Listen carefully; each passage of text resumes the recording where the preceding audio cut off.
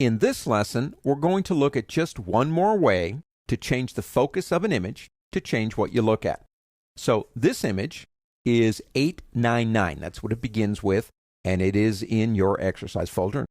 Let's go up to the word filter on the pull-down menu and go down to blur, and let's hit the second one, iris blur. Now to me, if you use it just with one pin, and you can have more than one, you're dealing with, in a sense, a very vignette type of look using blur.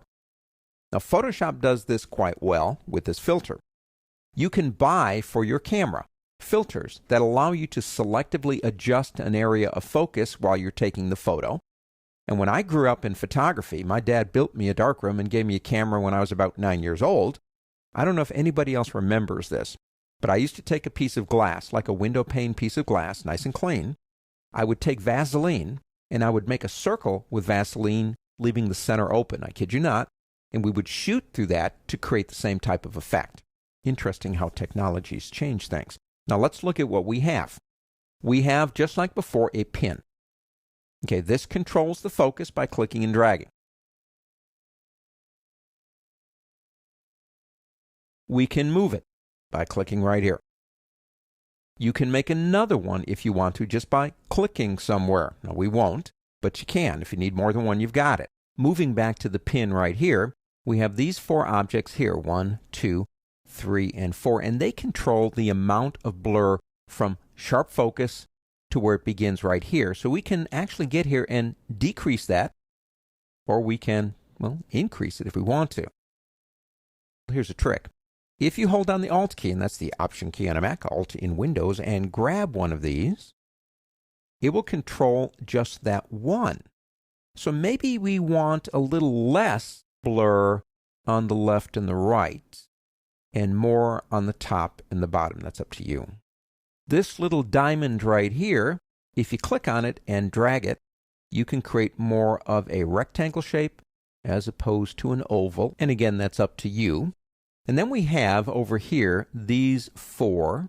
If you click on any one of the four, you're going to see a bent arrow. If you click on one, you can rotate it if you want to, or you can stretch it out this way or that way. If you hold the Shift key, you can stretch it in or out without rotating it. It's up to you. And of course, this one up here would do the same thing.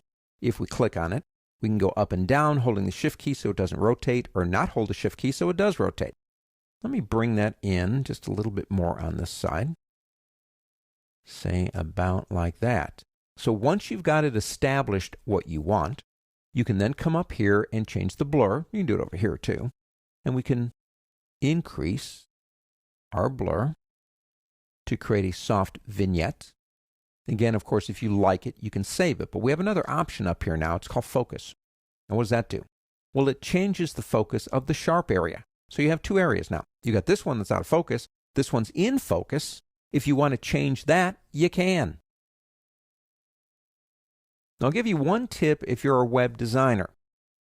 If you take images slightly out of focus, not a lot, but just a little bit, and you save them as JPEGs, it can save them in a smaller file size than things that are in sharp focus. I'm going to take that back. I want that in focus. Let's go ahead and click OK. Now there you go. Just one more way to selectively unfocus areas of an image.